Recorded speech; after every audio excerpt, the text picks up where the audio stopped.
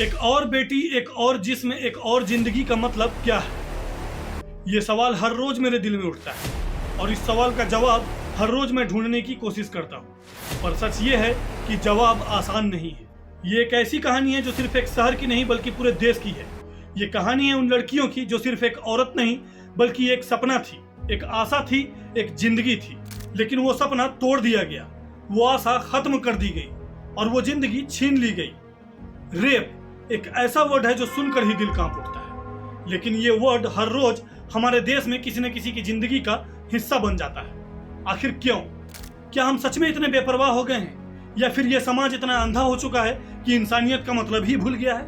हमारे देश में हर 16 मिनट में एक महिला रेप का शिकार होती है और ये सिर्फ वो केसेज हैं जो रिपोर्ट किए गए। काफी ऐसे भी केसेज हैं जो समाज और इज्जत के डर से छुपा लिए जाते हैं या फिर लोग डर के मारे पुलिस के पास जाते ही नहीं है। जबकि हमारे देश में एक दिन में लगभग 87 रेप की घटनाएं होती हैं। अकेले राजधानी दिल्ली में एक दिन में 5.6 रेप की घटनाएं सामने आती हैं, जिसका खुलासा दिल्ली पुलिस ने खुद एक प्रेस कॉन्फ्रेंस के दौरान किया था। एनसीआरबी के हाल ही की रिपोर्ट के मुताबिक पिछले कुछ सालों में रेप के मामलों में 13.23% की बढ़ोतरी हुई है। इंडिया में रेप एक ऐसा इशू बन चुका है जिसे नजरअंदाज करना अब नामुमकिन ही हो गया है और न ही माफ करने के लायक है। लेकिन सवाल ये उठता है कि ये सब होता क्यों हमारे देश की लड़कियों को हर रोज अपने इज्जत के लिए लड़ना पड़ता है?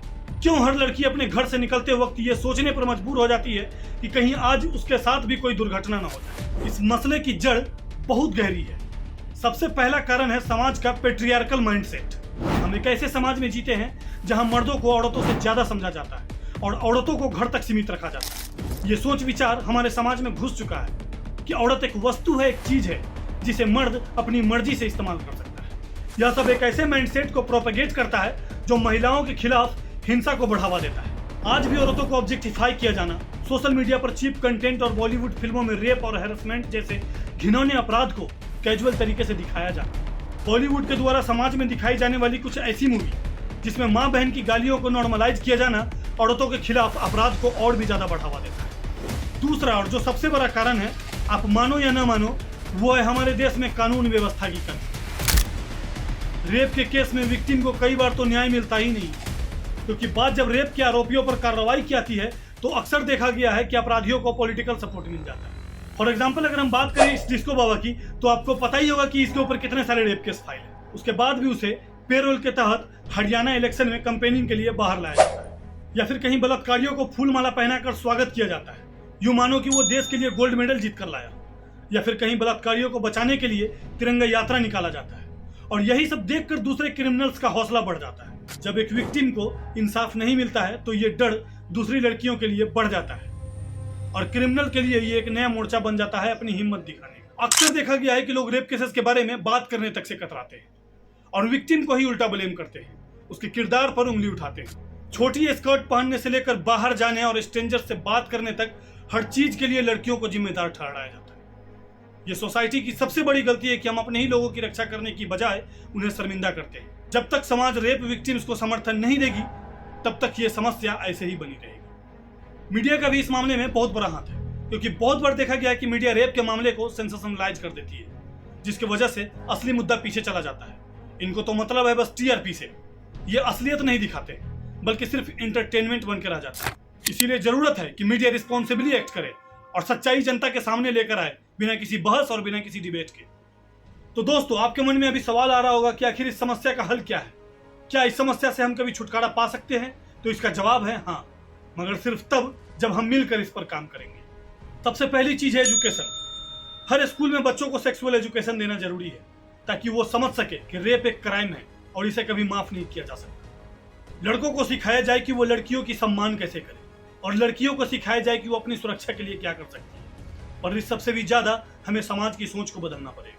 हमें समझना होगा कि औरत एक वस्तु नहीं, एक इंसान है, एक जीवित प्राणी है जिसे इज्जत मिलनी चाहिए, ना कि बेइज्जती। क्योंकि जान चले जाने के बाद मोमबत्ती लेकर इधर से उधर भटकने से बेहतर है कि वक्त रहते इसे सॉल्व कर लिया जाए। जिस तरह से हमारे देश में शहरों के नाम बदलने से लेकर लव जिहाद कानून, 3 तलाक कानून और भी बहुत सारे कानून तेजी से लाए गए और महिलाओं की हक की बात की गई, ठीक उसी प्रकार से रेप के खिलाफ भी कानून को सख्ती से लागू करनी चाहिए। और जिस तरह से पहले महिलाओं की हक की बात करते हुए और भी बिल तेजी से पास किए गए, ठीक उसी प्रकार से रेप की कानूनी कार्रवाइयों में भी तेजी लानी चाहिए और जो लोग रेप करते हैं उनके लिए एक ऐसी सजा होनी चाहिए कि उससे उनकी रूह कांप उठे, ताकि और भी अपराधियों के लिए यह मिसाल बन सके।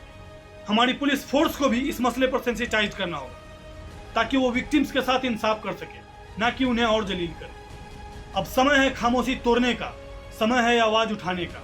अगर आप भी इस बदलाव का हिस्सा बनना चाहते हैं तो इस वीडियो को शेयर कीजिए, लाइक कीजिए और इस मुद्दे पर बात करना शुरू कीजिए, क्योंकि हर आवाज जरूरी है, हर कदम मायने रखता है। ये लड़ाई आसान नहीं है, लेकिन ये लड़ाई जरूरी है एक बेहतर भारत के लिए, एक सुरक्षित भारत के लिए। हमें मिलकर लड़ना हो। इस लड़ाई में हमें आपका साथ बहुत जरूरी है। तो आइए मिलकर एक नई सुबह की शुरुआत करें। आज ये वीडियो देखने के बाद आप सभी से मेरी ये गुजारिश है कि अपने जिंदगी में एक बदलाव लाएं।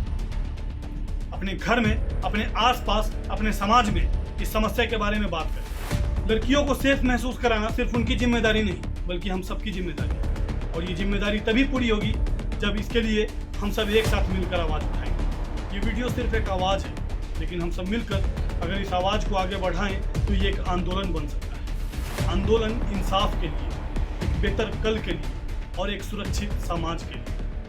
धन्यवाद।